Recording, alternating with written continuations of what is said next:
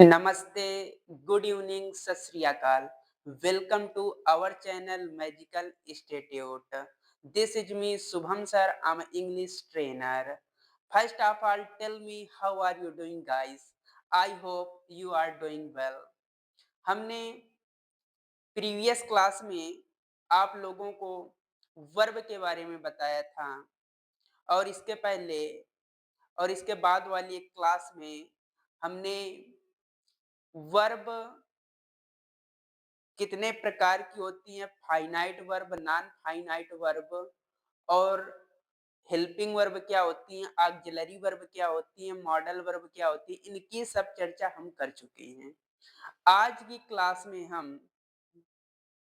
Non finite verb की चर्चा करेंगे।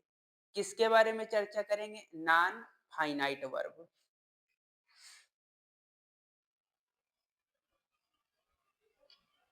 Non finite verb.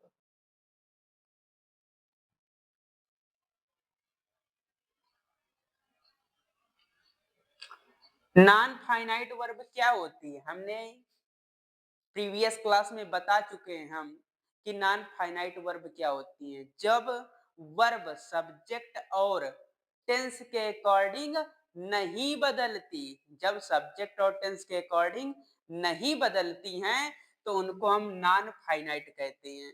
इनके अंतर्गत कितने टॉपिक है? 3 टॉपिक, इन्फिनेटिव, पार्टिसिपल और जीरेंड। एक एक करके बारी बारी से हम सीखते हैं। पहले हम सीखते हैं जीरेंड क्या होता है। आप लोगों को पता है जीरेंड क्या है? वर्ब में आईएनजी लगा दें, वर्ब की फर्स्ट फॉर्म में आईएनजी लगा दें और वो नाउन का कार्य करने लगे, उसी का नाम है जीरेंड। फिर से वर्ब की फर्स्ट फॉर्म में वर्ब की फर्स्ट फॉर्म में आईएनजी लगा दें और वो नाउन का कार्य करने लगे, मतलब अगर वर्ब नाउन का कार्य करने लगे तो उसी का नाम क्या है? जीरेंड। वर्ब में आईएनजी लगा दें और वो नाउन का कार्य करने लगे, उसी का नाम क्या है? जीरेंड। जब वर्ब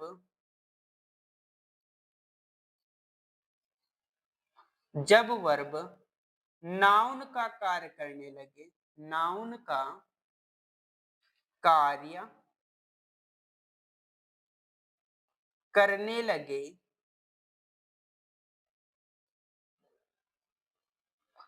तो उसे जीरेंड कहते हैं। तो उसे हम क्या कहते हैं? जीरेंड कहते हैं, जीरेंड। तो उसे हम जीरेंड कहते हैं। और वर्ब की आईएनजी फॉर्म होती है हमेशा, हमेशा वर्ब में आईएनजी लगाते हैं। जब वर्ब की में आईएनजी लगा दें, जब वर्ब में आईएनजी लगा दें और वो नाउन का कार्य करने लगे, मतलब जब वर्ब नाउन का कार्य करने लगे तो उसी का नाम क्या है? जीरेंड। और हिंदी में ना नी ने का साउंड आता है हमेशा, ना नी ने का। इतनी बात क्लियर? सभी लोग इतना नोट कर लीजिएगा, फिर हम एग्जाम्पल से बताते हैं आप लोगों को जीरेंड के बारे में। इतना नोट कर लीजिएगा, जीरेंड क्या है? जब वर्ब में आईएनजी लगा दें और वो नाउन का कार्य करने लगे तो उसी का नाम क्या है? जीरेंड है। फटाक से नोट करिएगा सभी लोग। अब हम एग्जाम्पल से समझते हैं।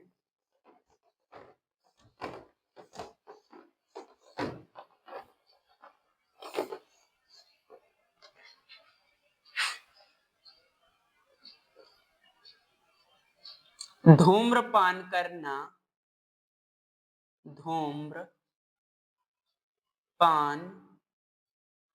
करना बुरी आदत है।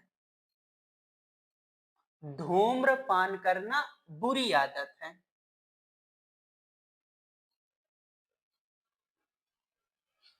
तो अब देखिएगा, धूम्रपान करना, इसमें हिंदी में ना आ रहा है कि नहीं आ रहा है?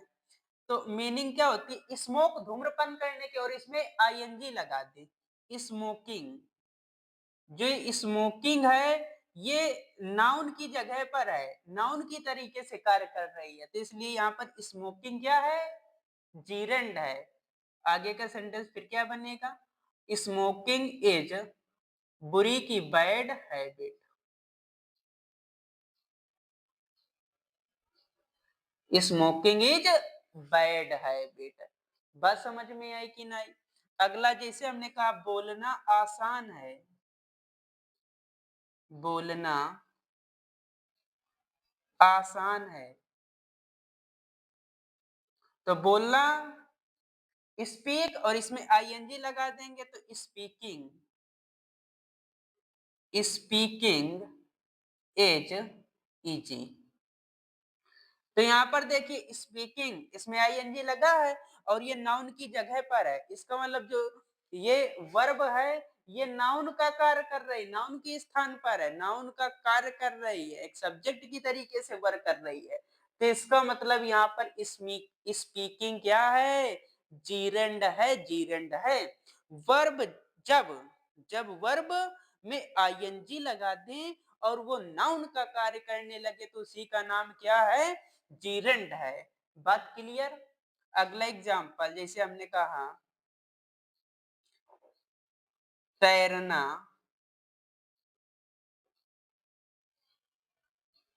अच्छी आदत है, अच्छी आदत है, तो स्विमिंग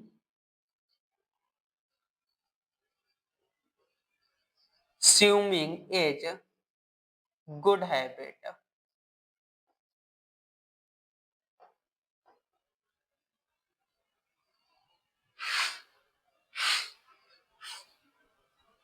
मुझे नाचना पसंद है, तो I like dancing, I like dancing. तो यहाँ पर जो डांसिंग है तो ये क्या होगा?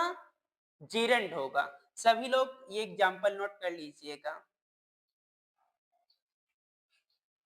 नोट करिएगा सभी लोग। नोट हो गया? तो जीरेंड आप लोगों को समझ में आ गया होगा कि जीरेंड क्या होता है।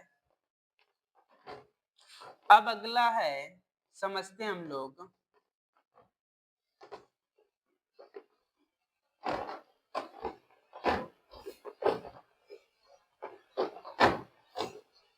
इन्फिनेटिव।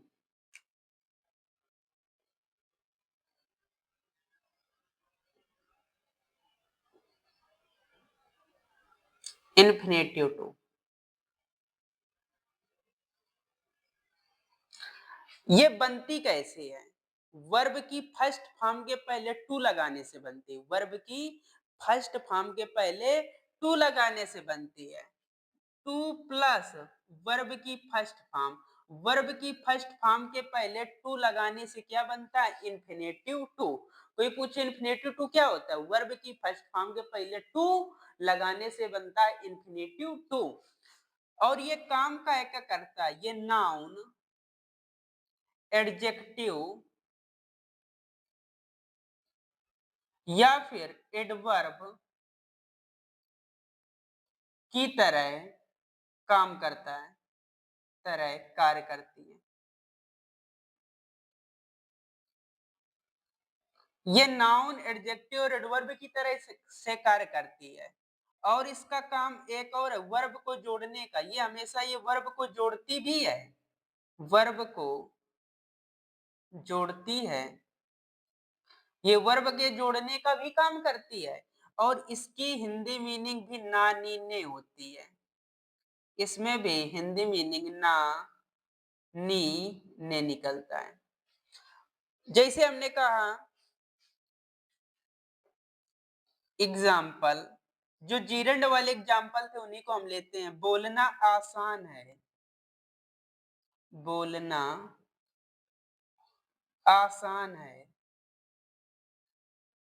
अगर हमने यहां पर स्पीकिंग लिख दिया, स्पीकिंग लिख दिया तो जीरंड बन जाएगा, लेकिन हमको जीरंड नहीं बनाना, क्या बनाना? Infinitive to. तो बोलो की मीनिंग होती है स्पीक, इसके पहले टू लगा दो तो टू स्पीक।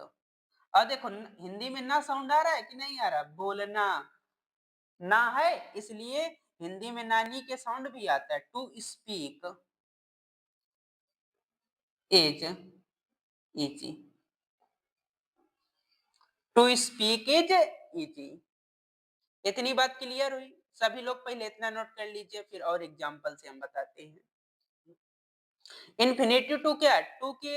टू में वर्ब की फर्स्ट फॉर्म लगा दे, टू में सॉरी वर्ब की फर्स्ट फॉर्म के पहले टू लगा दे, वर्ब की फर्स्ट फॉर्म के पहले टू लगा दें तो उसका नाम क्या है? इन्फिनेटिव। ये नाउन का, एडजेक्टिव का या फिर एडवर्ब का काम करता है, और इसके बाद ये वर्ब को जोड़ने का भी काम करता है।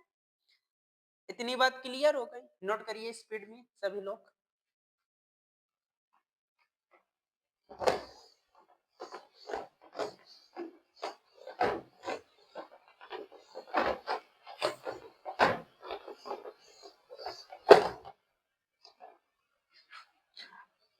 जैसे अगला एग्जाम्पल और एग्जाम्पल है, हमने कहा मुझे गाना गाना पसंद है, तो I like to sing a song. तो यहां पर देखो टू के बाद वर्ब की फर्स्ट फॉर्म है, तो इसका मतलब ये भी काय का कार्य कर रहा है? इन्फिनेटिव टू ही है। अगला, तुम स्कूल जाना चाहते हो, you want to go to school. अब देखो ये भी वर्ब है, ये भी वर्ब है, दो वर्ब को जोड़ने का काम यहाँ पर टू कर रहा है कि नहीं कर रहा? इस और टू के बाद वर्ब की फर्स्ट फॉर्म है, इसका मतलब टू को यहाँ पर क्या है?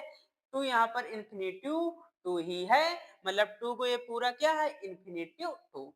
इतनी बात, वर्ब की फर्स्ट फॉर्म के पहले टू लगा दे तो उसी का नाम क्या है? Infinitive to. बात क्लियर हो गई कि नहीं हो गई? ये भी एग्जाम्पल नोट कर लीजिएगा उसी के नीचे सभी लोग।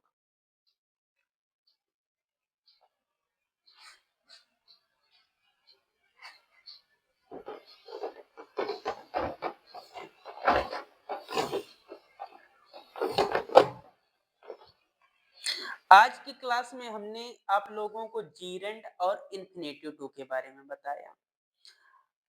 फिर से एक बार हम रिवीजन करते हैं। जीरेंड क्या है? वर्ब की फर्स्ट फॉर्म में आईएनजी लगा दे और वो नाउन का कार्य करने लगे तो उसी का नाम क्या है? जीरेंड है। वर्ब में की फर्स्ट फॉर्म में वर्ब में आईएनजी लगा दें और वो नाउन का कार्य करने लगे तो उसी का नाम क्या है? जीरेंड। इन्फिनेटिव टू क्या है?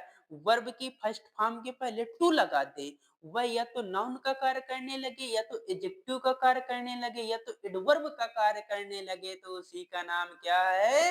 इन्फिनेटिव टू है। बात क्लियर हुई? इसके बाद अब जो कल क्लास आएगी उसमें हम बताएंगे पार्टिसिपल के बारे में। आज थोड़ा सा पार्टिसिपल के बारे में बताते हैं। जो पार्टिसिपल है, जब वर्ब एडजेक्टिव का कार्य करने लगे, जब वर्ब एडजेक्टिव का कार्य करने लगे तो उसका नाम क्या है? पार्टिसिपल। जब वर्ब नाउन का कार्य करने लगे तो उसका नाम क्या है? जीरेंड है। जब वर्ब एडजेक्टिव का कार्य करने लगे तो उसका नाम क्या है? पार्टिसिपल। इनको तीन कैटेगरी में बांटा गया है, present participle, past participle, perfect participle. इन पार्टिसिपल को हम नेक्स्ट क्लास में समझेंगे। आज आप लोगों को एक अच्छी चीज बताते हैं कि एक दिन हमने आप लोगों को बताया था कि शेर को जंगल का राजा क्यों कहते हैं? क्यों? क्योंकि वो बहुत ज्यादा जिद्दी होता है। इसी प्रकार आज हम बताते हैं पक्षियों का राजा किसे कहते हैं। आप लोगों को पता है पक्षियों को राजा कहते हैं हम बाज को, ईगल को।